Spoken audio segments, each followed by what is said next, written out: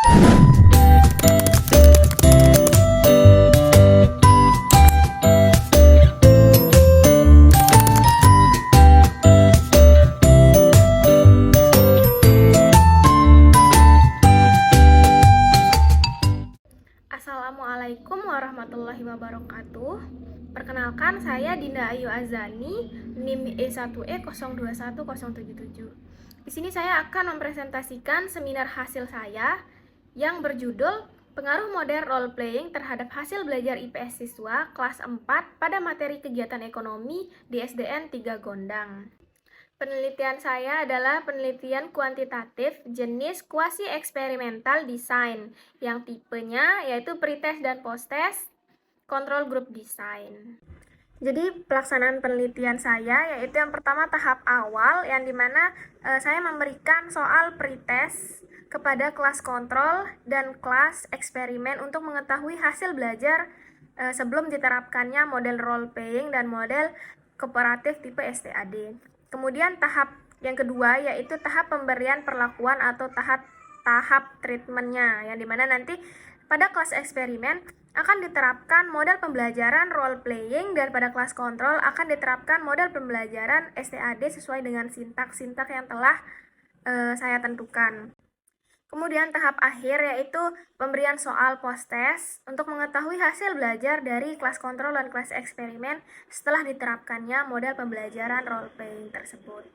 Berdasarkan tabel di samping, diketahui nilai rata-rata pretest kelas eksperimen adalah 36,30 dengan nilai terendah 25 dan nilai tertinggi adalah 55.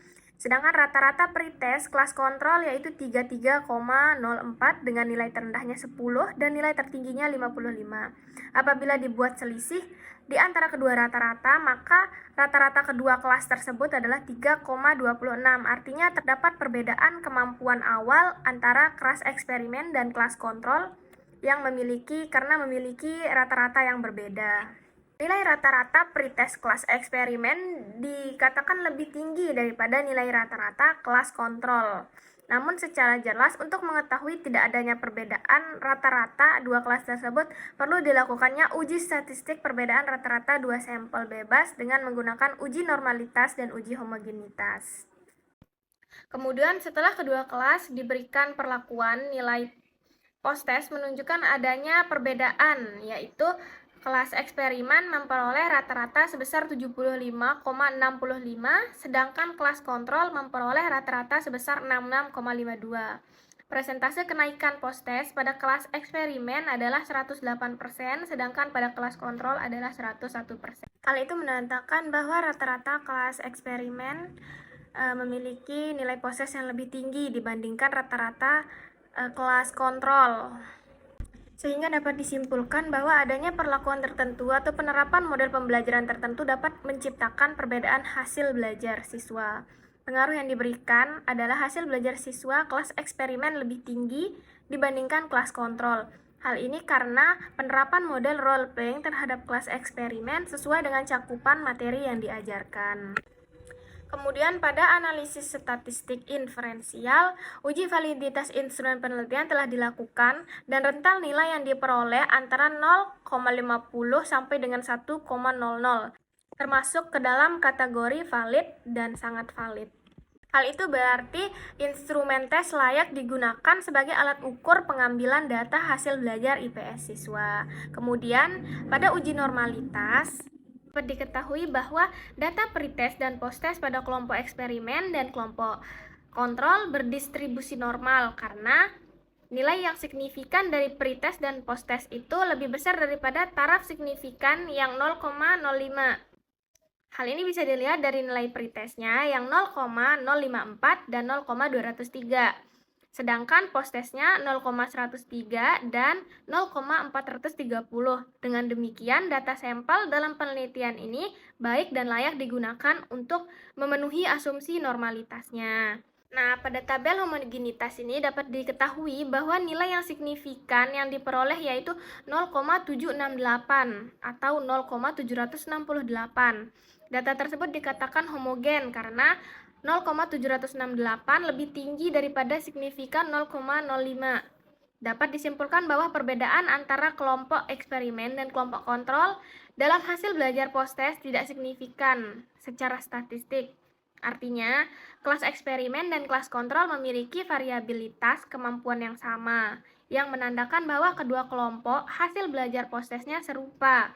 Oleh karena itu, variabilitas kedua kelompok yang sama tersebut dapat menjadi bukti bahwa perbedaan yang ditemukan merupakan penyebab dari perlakuan yang diberikan tersebut. Berdasarkan tabel hasil analisis uji independen sampel t-testnya, itu diketahui bahwa nilai signifikan t-tailetnya adalah 0,003. Dengan demikian, nilai signifikansi kurang dari 0,05. Maka secara statistik dapat disimpulkan terdapat perbedaan hasil belajar siswa kelas 4 antara yang melaksanakan model pembelajaran role playing dan model pembelajaran yang menerapkan tipe STAD.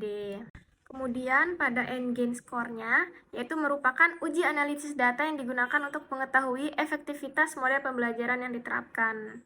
Jadi N-gain ini adalah selisih antara nilai post-test dan pre-test. Menghitung N-gain-nya itu pakai rumus N-gain, yaitu skor post-test dikurangi skor pre-test per skor ideal dikurangi skor pre-test. Ditemukan hasil rata-ratanya yaitu 62,36 pada kelas eksperimen. Kemudian pada kelas kontrolnya yaitu 50,31. Minimalnya 38,46 pada kelas eksperimen dan 30,76 pada kelas kontrol. Sedangkan maksimalnya yaitu 84,61 pada kelas eksperimen dan pada kelas kontrol yaitu 76,92. Jadi dapat disimpulkan bahwa rata-rata dari 62,36 pada kelas eksperimen tadi dikatakan cukup efektif untuk diterapkan di kelas. Sedangkan pada kelas kontrol yaitu memiliki rata-rata 50,31%, yang artinya dikatakan kurang efektif. Akan tetapi, kedua kelompok tersebut dikatakan mendapatkan peningkatan pada pemahaman materi IPS. Akan tetapi, eksperimen menunjukkan peningkatan yang lebih signifikan dibandingkan dengan kelas kontrol. Hal ini menandakan bahwa penerapan model role playing secara efektif dapat meningkatkan hasil belajar IPS siswa dibandingkan dengan kelas kontrol.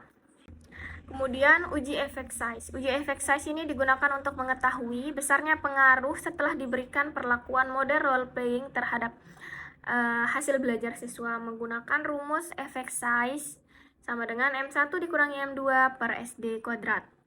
Hasil perhitungan dari uji effect size ini diperoleh hasil 0,90. Dapat dilihat dari kriterianya bahwa 0,90 itu lebih besar daripada 0,8. Artinya ada efek model pembelajaran terhadap hasil belajar siswa dan besaran efeknya termasuk kategori yang besar. Hal tersebut menunjukkan bahwa perlakuan model role playing dan STAD yang diberikan pada kedua kelas memberikan pengaruh hasil belajar IPS. Role playing ini memiliki efek yang besar terhadap hasil belajar IPS pada kegiatan ekonomi di siswa kelas 4. Nah, berdasarkan analisis uji hipotesis sampai uji efek memperoleh hasil bahwa kelompok eksperimen itu mendapatkan hasil yang lebih tinggi dibandingkan dengan kelompok kontrol. Hal ini disebabkan oleh proses pembelajaran pada kelas eksperimen menerapkan model pembelajaran role playing, di mana siswa berkesempatan untuk lebih banyak berkomunikasi, bekerja sama, dan semua siswa ikut berpartisipasi dalam mencapai tujuan pembelajaran.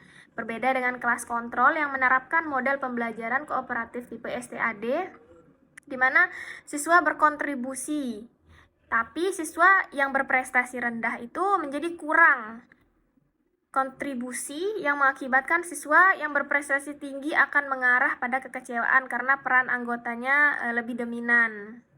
Dengan demikian, kelompok eksperimen yang mendapatkan pembelajaran role playing lebih efektif dibandingkan dengan yang kelas kontrol yang mendapatkan perlakuan atau pembelajaran model pembelajaran kooperatif tipe STAD. Nah, kemudian pada simpulannya dapat disimpulkan bahwa hasil penelitian menunjukkan bahwa hasil belajar IPS siswa kelas eksperimen yang menggunakan model role playing memiliki nilai rata-rata post-test sebesar 75,65. Sedangkan nilai rata-rata post-test pada kelas kontrol yang menerapkan model kooperatif tipe STAD sebesar 66,52.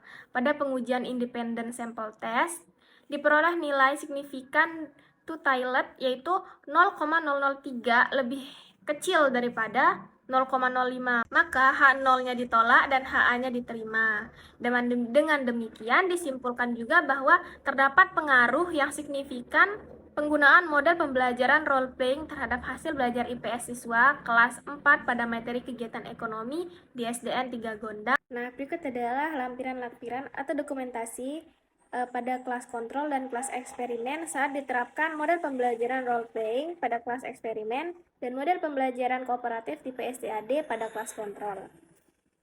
Sekian hasil presentasi seminar hasil dari saya. Jika ada kesalahan kata mohon dimaafkan. Sekian, terima kasih. Assalamualaikum warahmatullahi wabarakatuh.